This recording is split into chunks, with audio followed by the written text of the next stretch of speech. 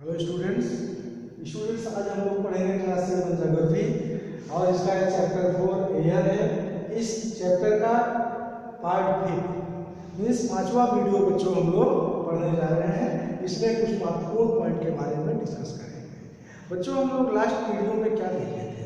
Last video में हम लोग ने एटमॉस्फेयर से रिलेटेड बहुत सारे पॉइंट में डिस्कस किया है और किस तरह से क्लाइमेट क्या होता है, वेदर क्या होता है, क्या डिफ्रेंसिएशन होता है दोनों में, और एटमॉस्फेयर को किस तरह से क्लासिफिकेशन किया जाता है, इसको हम लोगों ने देखा है। तो इस वीडियो में बच्चों हम आप क्या देखेंगे? इस वीडियो में हम आप देखेंगे विंड। अभी आपने जस्ट चर्चा किया था एयर प्रेशर, एयर और विंड क्या डिफरेंस है, यहाँ पे हम इसको डिस्कस करेंगे बच्चों। और विंड में किस तरह की विंड होती है, परमानेंट विंड क्या है, सीजनल विंड क्या है, लोकल विंड क्या है और मॉइस्चर क्या है, इस सारे पॉइंट पे हम लोग इस वीडियो में डिस्कस करेंगे बच्चों। तो बच्चों हम लोग शुरू करते हैं सबसे पहले विंड। तो विंड क्या है, तो विंड है क्या बच्चों? कॉमन मैं आपको बताता हूँ, मूविंग एयर, चलती हुई हवा एक स्थान से दूसरे स्थान पे जाती है, this is called move wind. लेकिन ये हवा चलती क्यों है, ये हवा क्यों चलती है, एक स्थान से दूसरे स्थान पे क्यों जाती है? अभी लास्ट वीडियो में हमने आपको बताया था कि टेम्परेचर हाई होने पे किसी भी स्थान की वहाँ की एयर हीट होने पे वार्म अप ऊपर हो जाती है और ऊपर होने पे अगल बगल की कोल्ड एयर उस प्लेस पे रेस्ट उसके स्थान पे फिल हो जाती है। तो क्या है यह एयर मूवमेंट ही है। अब आप आगे देखो बच्चों, the movement of air from high pressure to low pressure. High pressure कहाँ होता है? हाई प्रेशर वहाँ होता है जहाँ पे कोल्डनेस होता है, जहाँ पे सनरेज कम होती है वहाँ पे प्रेशर ज़्यादा होगा, किसका? एयर का। और जहाँ पे हीटनेस होगा वहाँ पे प्रेशर कम होगा, किसका? एयर का। क्यों? क्योंकि एयर हीट होके ऊपर चली जाती है, ऐसा इवेपोरेट हो जाती है बच्चों। हाँ आगे देखो,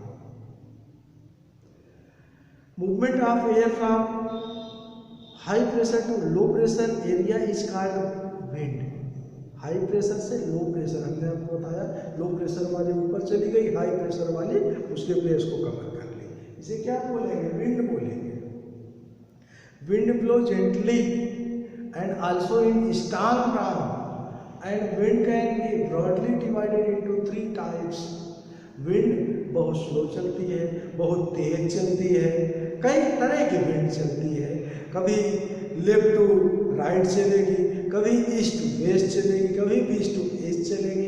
that everything we are going to understand is this.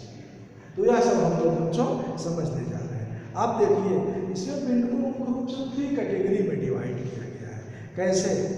पहला बताया गया परमानेंट विंड। ये परमानेंट विंड क्या है? The trade wind, westerlies and easterlies are permanent wind.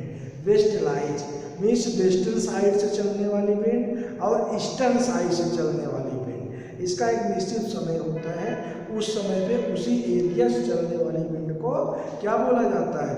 उसको बोला जाता है परमानेंट विंड। आप जरा बुक ओपन करिए, थोड़ा और डीपली समझिए। आप बुक का पेज नंबर आपका है 25 पेज आप ओपन,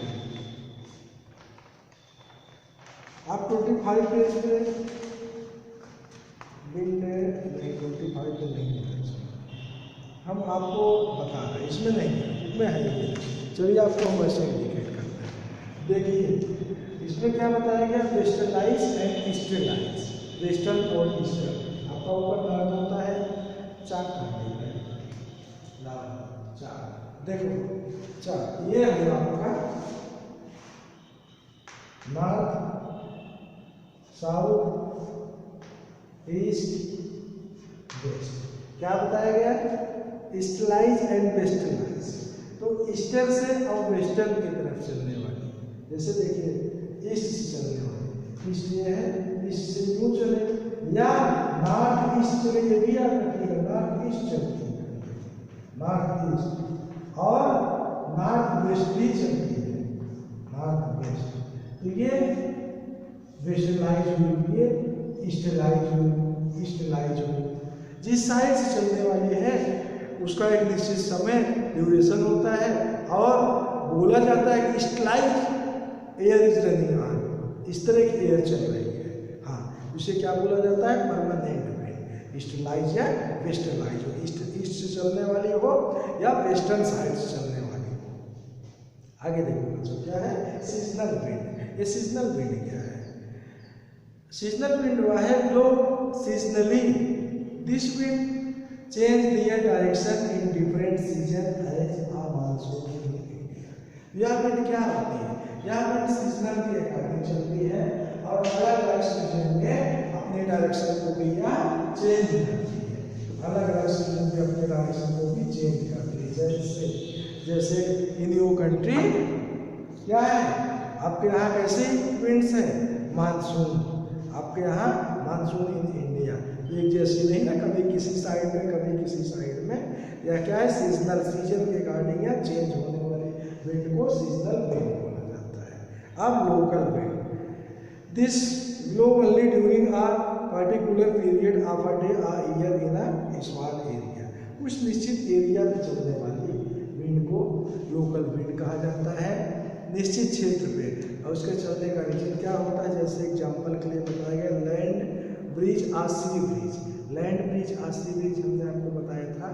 लैंड से सी के तरफ जाने वाली एयर को लैंड ब्रिज बोलेंगे, सी से लैंड की तरफ जाने वाली एयर को सी ब्रिज बोलेंगे। क्यों होता है? ये भी हमने आपको बताया था। इसका भी फैक्टर सनशाइन। सनशाइन जिस स्थान पे क्या होगा? तेज होगा, वहाँ पे एयर, वहाँ की वार्म आपको के ऊपर जाएगी, फिर जहाँ ऊपर जाने के बाद कोल्ड होगी, मूव करेगी, मूव होने के बाद डाउन होगी, डाउन होने के बाद फिर जब आएगी तो क्या हुई? वही ब्रिज बनाती है। तो ये क्या? लोकल विंड, दूसरे लोकल विंड बोला जाता है। अब हम लोग देखते हैं मॉइस्चर्स। मॉइस्चर्स क्या होता है? मॉइस्चर्स होने का रीजन क्या होता है? इसका भी रीजन सनशाइन है। ये सनशाइन बहुत बड़ा कॉजेज बनता है, बहुत बड़ा फैक्टर बनता है। All activities, maximum activities related to the nature, related to the earth. चलिए देखिए क्या है। When water evaporate from land, water evaporate from land. Sunshine के कारण लैंड से वाटर इवोपरेट होता है। एंड डिफरेंट वाटर बॉडीज, कहाँ से? अलग अलग वाटर बॉडीज से। जहाँ जहाँ पे वाटर है वहाँ से इवोपरेट होगा सनरेज के कारण। इट बिकम्स वाटर वेपर, और वाटर वेपर बनता है, इवोपरेट होता है। क्रिएट मॉइस्चर्स, तो क्या होता है? ये क्या क्रिएट करता है? मॉइस्चर्स क्रिएट करता है। इसके द्वारा ही मॉइस्चर्स होता है। And moistures in air at any time is known as humidity. किसी भी समय मॉइस्चर्स जो होता है उसी को ह्यूमिडिटी के नाम से भी जाना जाता है। उसी के कारण ही ह्यूमिडिटी होती है। अब आप देखिए warmer air. Warmer air, warm air क्यों होती है? मोर वाटर वेपर, अगर वार्म एयर है, एयर वार्म क्यों है? सनशाइन के कारण। सनशाइन तेज है, एयर वार्म हो जाएगी। जब एयर वार्म होगी, गर्म होगी, तो more water vapour, water vapour भी ज़्यादा होगा, हवा हल्की होगी, ऊपर जाएगी, और मोर ह्यूमिडिटी भी उसके कारण होगा। फिर वाटर वेपर के कारण ऊपर जा रहा है, ह्यूमिडिटी नीचे है, फिर water vapour rises. Water vapour ऊपर होता है ना, क्लाउड के रूप में ऊपर जाता है। स्टार्ट कूलिंग, ऊपर जाने के बाद कोल्ड हुआ, कब तक ये गर्म ही रहेगा। यहाँ के सन रेज नीचे आया और अर्थ के रेज, रिटर्निंग रेज के टेम्परेचर कार्बन डाइऑक्साइड के टेम्परेचर से हीट हुआ, फिर यहाँ की एयर ऊपर गई, ऊपर जाके कोल्ड हुई, और कोल्ड होने के बाद क्या हुआ? कंडेंसेशन, फिर कंडेंस हुई, formation of water droplets, clouds का रूप बनने लगा। क्लाउड्स के रूप बनने के बाद when these droplets of water become heavy to float in air, जब ऊपर या इसका वेट अधिक हो जाता है ठंडा होने के बाद, और अधिक होने के बाद then they come down as a precipitation, और precipitation that comes down to earth in liquid, और फिर वह प्रेसिपिटेशन रूप में, बूंद रूप में, लिक्विड रेनफॉल बरसात के रूप में आती है। This is called rain. Importance of rainfall, आप देखिए रेनफॉल के महत्वपूर्ण क्या बोले हैं। Plants help us to preserve water, preserve water. Plants क्या करते हैं, हेल्प करते हैं वाटर को प्रिजर्व करने में। अब आप कहोगे सर कैसे, वैसे अगर प्लांट्स हैं, वाटर अगर आएगा सबसे मेन तो वहाँ की सॉइल्स नहीं कटने पाएगी, और वाटर अगर माउंटेन्स में से वाटर को रोकेगा, डायरेक्ट वाटर को नीचे नहीं आने देगा। और आप देखिए, और प्रिवेंट फ्लड को आने में भी ये रोकते हैं, वाटर को डायरेक्ट एक पार से दूसरे पार नहीं जाने देंगे, सॉइल्स कटने नहीं पाएगी इसके कारण से। So importance of plants very much, इसीलिए प्लांट्स के इम्पोर्टेंस, प्लांट्स का महत्व बहुत अधिक है। So students, under this video we have to discuss many thing. Winds हम लोग ने देखा, विंड्स में परमानेंट विंड समझा, जो विंड्स वेस्टर्लीज और ईस्टर्लीज होती है, परमानेंट विंड होती है। सीजनल विंड, सीजन के अकॉर्डिंग। लोकल विंड, लोकल हमने आपको बताया लैंड ब्रिज, सी ब्रिज, कोस्टल एरिया में चलने वाली ब्रिज, और ओशंस के बारे में हम लोगों ने समझा। तो बच्चों इसके बाद और इम्पोर्टेंट पॉइंट इस चैप्टर के हम लोग अगले वीडियो में डिस्कस करेंगे। तो स्टूडेंट्स, बाय बच्चों, एंड थैंक्स टू ऑल।